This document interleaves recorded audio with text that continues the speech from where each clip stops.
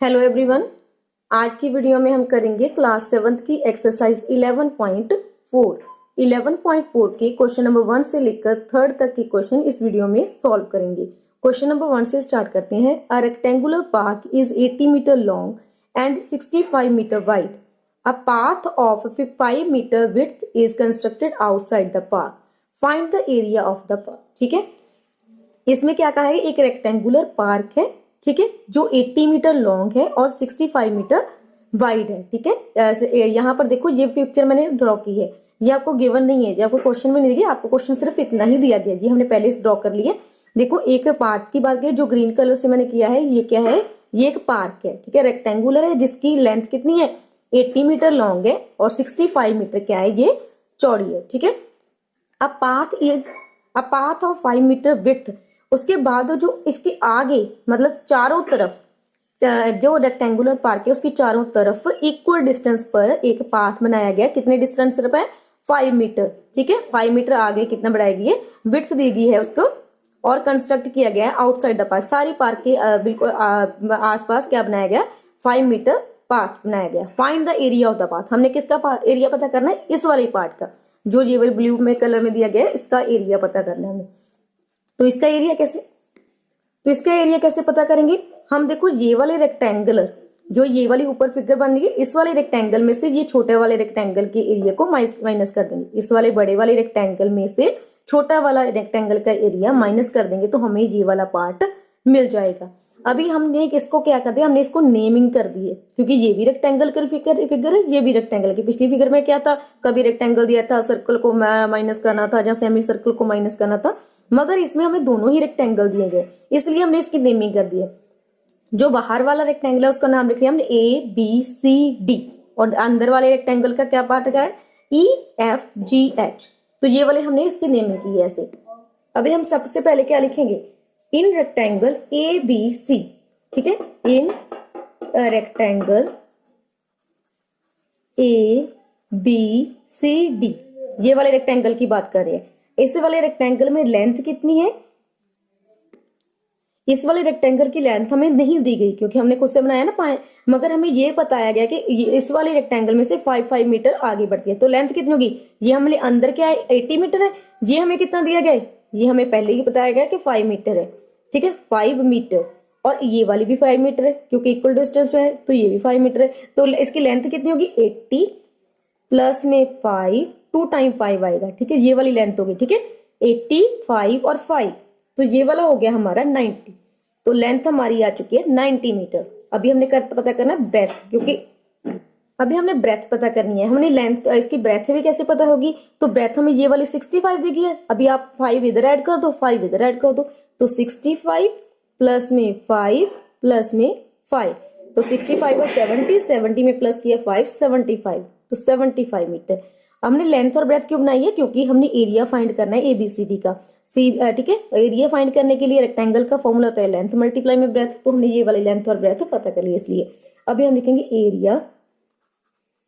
Area of rectangle ABCD equal to length multiply में breadth. Length हमें कितनी दी गई, 90 मल्टीप्लाई में 75। 90 को 75 से मल्टीप्लाई करते हैं तो हमारे पास आता है 6750 मीटर स्क्वायर, क्योंकि सभी वैल्यूज मीटर में थे तो मीटर का स्क्वायर। तो हमारे पास जो बड़ा वाला जो रेक्टेंगल था उसका एरिया हमने ये वाला फाइंड कर दिया ABCD। ठीक है, नेक्स्ट हम पता करेंगे इन रेक्टेंगल, नेक्स्ट हमने क्या पता करना, इन रेक्टेंगल EFGH। ठीक है, इस वाले रेक्टेंगल में लेंथ क्या है, तो लेंथ इसमें हमें ऑलरेडी बताई गई है, कितनी है 80 मीटर, और ब्रेथ कितनी है, ब्रेथ है हमारे पास 65 मीटर। नेक्स्ट हमने पता करना area of rectangle EFGH equal to length multiply में ब्रेथ इक्वल टू 80 मल्टीप्लाई में 65। अभी 80 को अगर हम 65 से मल्टीप्लाई करते तो हमारे पास आता है 52 मीटर स्क्वायर। ठीक है, आप करके देख सकते हो, हमने ऑलरेडी किया है। नेक्स्ट अभी हमने देखो ये बड़े वाले एरिया रेक्टेंगल का एरिया फाइंड कर लिया, छोटे वाले का एरिया फाइंड कर लिया। अभी हमने क्या करना है, बात पता क्या करना है हमने, find the area of path. तो पाथ का पता करना है, कैसे पता करेंगे, तो हमने यहाँ पर फॉर्मूला उतार दिया। एरिया ऑफ पाथ क्या आएगा, क्योंकि हमें पता यही करना है, तो एरिया ऑफ रेक्टेंगल एबीसीडी, जो एबीसीडी था उसका कितना था एरिया 6750, उसमें से हमने माइनस कर देना है 5000 टू 200 को। ठीक है, तो हम यहाँ पर लिखेंगे 6750 माइनस में 5200। तो इन दोनों को अगर माइनस करते हैं तो कैसे करते हैं, देखो 6750 और 5200, जीरो का जीरो आ जाएगा, 5 में 5 भी आ गया, 7 में से 2 माइनस किया हमारे पास आ गया 5, 6 में से 1 माइनस किए, 6 में से 5 माइनस किए 1, तो 1550 मीटर स्क्वायर, ये हमारा आंसर है। तो सारा क्वेश्चन हमारा इस तरह से आता है। पहले हमने रेक्टेंगल एबीसीडी का पता किया, उसका एरिया फाइंड कर लिया, फिर ई एफ जी एच ये अंदर वाले का, फिर बड़े वाले में से छोटे वाले एरिया को माइनस कर दिया, तो हमारे पास ये वाला पाथ आ चुका है। ठीक है, नाउ सेकंड क्वेश्चन है, a rectangular garden is 110 metre long and 72 metre broad.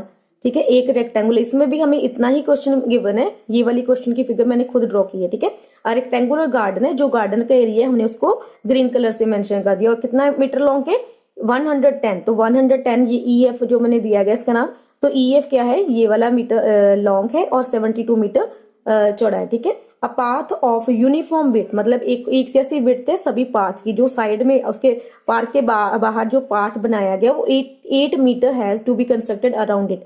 8 metre, जैसे पीछे हमने किया उसमें 5 मीटर था, इसमें क्या है, इसमें 8 मीटर। ठीक है, ये वाला 8 मीटर, सारी मतलब सभी साइड से 8 मीटर आगे कंस्ट्रक्ट किया गया। Find the cost of gravelling the path at rupees 11.50 per metre square. ठीक है, अगर फाइंड कॉस्ट पता करनी है हमने ग्रेवलिंग की, मतलब वो जो पाथ बनाएगा उसमें जो बजरी का यूज हुआ है उसका हमने पता करने कॉस्ट।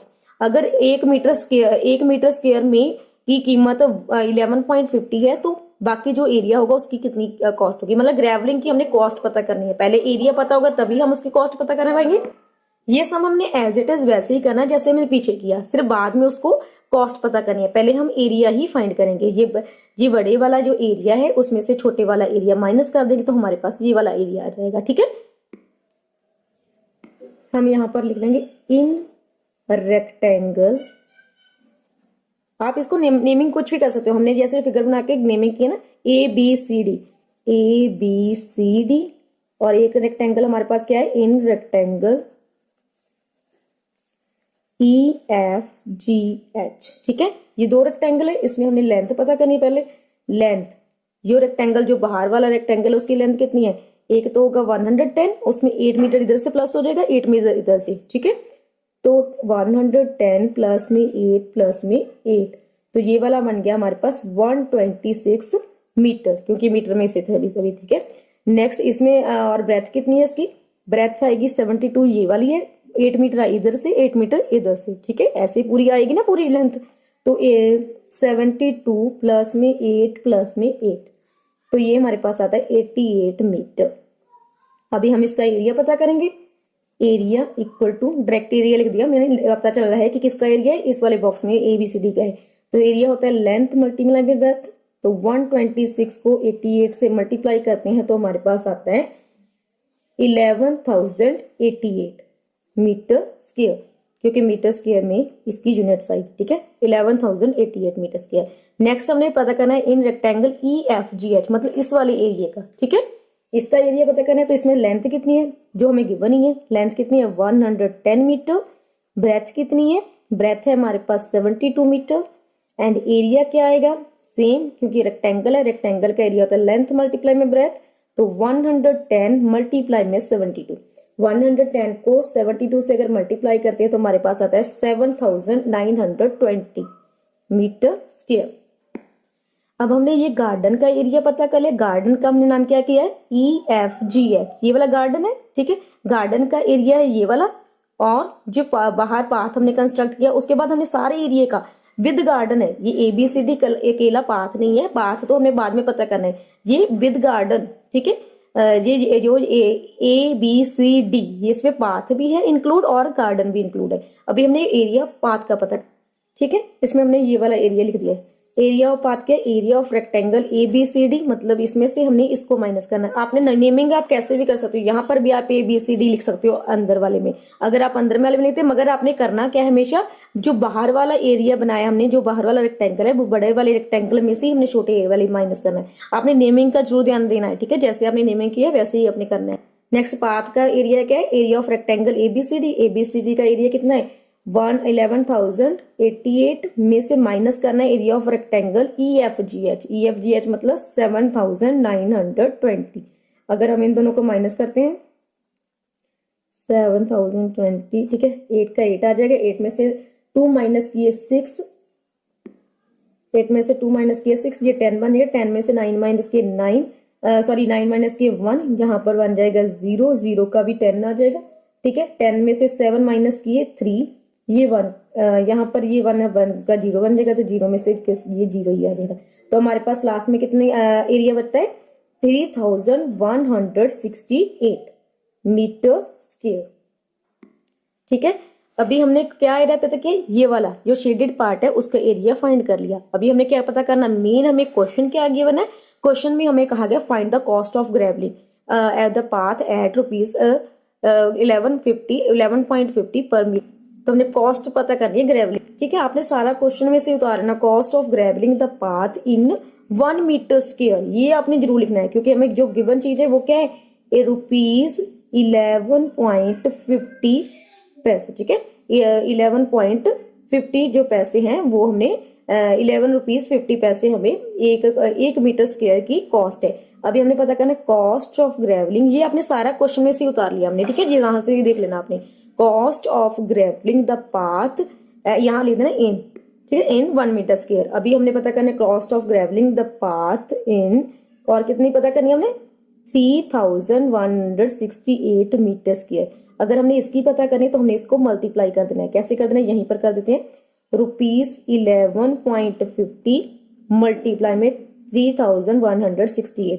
अगर इन दोनों को मल्टीप्लाई, देखो इन दोनों को हमने नॉर्मल मल्टीप्लाई करना है, पहले आपने यहाँ करके देख लेते हैं 168, यहाँ पर आ गया ना 3168 को 1150 से नॉर्मल, आप पॉइंट को भूल जाओ पहले, ठीक है। 0 है 4, यहाँ पर 0 0 आ जाएगा, क्योंकि 0 को 4 से मल्टीप्लाई, 8 5 यहाँ पर एक क्रॉस आ जाएगा, 8 5 40, 4 आ जाएगा, 6 5 30, 30 और 4 34, ठीक है।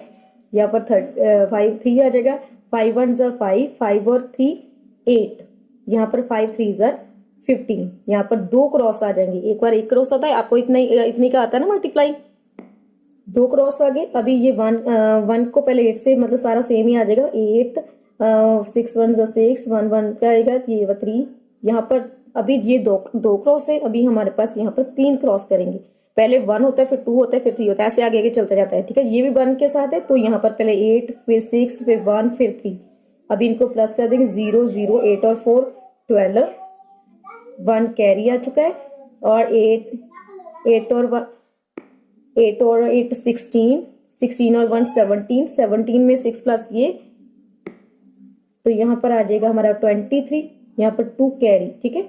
5 और 1 6 और 6 12 13 14, तो 1 कैरी, जो मैंने राउंड लाया कैरी है, ठीक है। 3 और 4 5 6, यहाँ पर आ गया 3 का 3, 36, यहाँ पर हम लिख देते पहले, रुपीज का साइन जरूर लिखना है, 36 432 36,432, जहां पर 2 जीरो आ गई, ठीक है, ऐसे लिख दिया। अभी हमने नॉर्मल जैसे मल्टीप्लाई किया इसको बिना पॉइंट के, तो हमने सेम एज इट इज हमने यहाँ पर उतार लिया है। अभी देखो पॉइंट के बाद दो डिजिट है, तो पीछे से 2 डिजिट छोड़ देने हैं, तो 1 2, यहाँ पर 2 जीरो हमने छोड़ दिए, ये अगर 0 ही है तो हमारे पास आंसर कितना आएगा, रुपीज, ये पूरा आगे वाली वैल्यू इसी लिख देनी है हमने, 36,432 आंसर है। कॉस्ट ऑफ ग्रेवलिंग कितनी है, 36,432। नेक्स्ट है हमारा question number 3, a room is 12 metre long and 8 metre broad it is surrounded by a verandahs which is 3 metre wide all around it. Find the cost of flooring the verandahs with marble at ₹275 per metre square. इस question में हमें ये figure नहीं दी गई, ये मैंने खुद draw की हुई है, ठीक है। आप अगर आपको नहीं समझ आ रहा है कि मैंने कैसे फिगर ड्रॉ की, ये आप देख लो कैसे बनाई, ठीक है। अ रूम इज, जैसे जैसे पहले हमें क्वेश्चन है वैसे समझते जाते हैं, वैसे हम फिगर ड्रॉ करते हैं। A room is 12 metre long and 8 metre broad, ठीक है। इट मीन्स रेक्टेंगल की पार्ट है, ठीक है। यहाँ पर हम रेक्टेंगल पार्ट में एक फिगर ड्रॉ कर लेंगे जो कितना है 12 मीटर लॉन्ग है और 8 मीटर वाइड है, ठीक है, ब्रॉड है। इट इज सराउंडेड, सराउंडेड मतलब उसके आसपास, ठीक है। सराउंडेड बाय अ बरांडा, इस रूम के पूरे मतलब सराउंडिंग में क्या है, एक बरांडा है, ऐसे से, ठीक है, ऐसे बना लेते हैं, ठीक है। बरांडा है which is 3 metre wide all around, जो सभी साइड से क्या है 3 मीटर है। यहां से भी 3 मीटर है, ये मैंने थोड़ी फिगर ऐसे बन चुकी है, आपने इक्वल डिस्टेंस रखना है, ठीक है, क्योंकि इक्वल होगा। ये भी 3 मीटर है, ये भी 3 मीटर है और ये भी 3 मीटर है, मतलब तीनों साइड से, चारों साइड से 3 मीटर ऑल अराउंड है, ठीक है।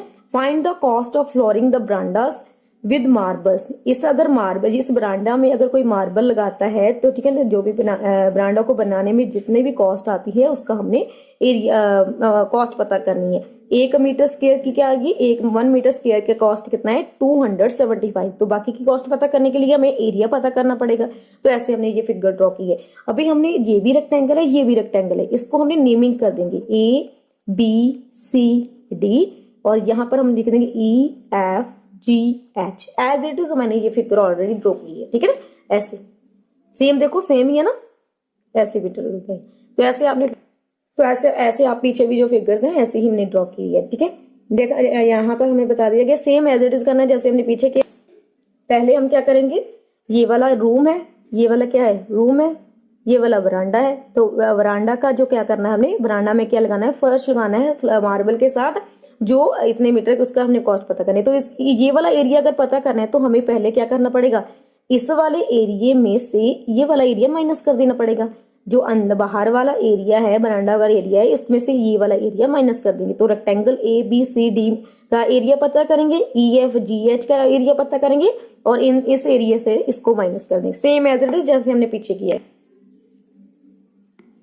तो हमने रेक्टेंगल ABCD, इस रेक्टेंगल में से लेंथ देखनी है, मतलब ये वाली लेंथ काउंट करनी है। तो 12 ये है, तो इसमें से प्लस क्या होगा 3, यहाँ से प्लस होगा जी 3 पार्ट, ये 3 है और ये भी 3, तो क्या होगा 12 प्लस में 3 प्लस में 3, ठीक है। तो यहाँ पर हम लिखेंगे लेंथ 12 प्लस में 3 प्लस में 3। तो ये कितना हो चुका है, ये आ चुका है हमारे पास 18।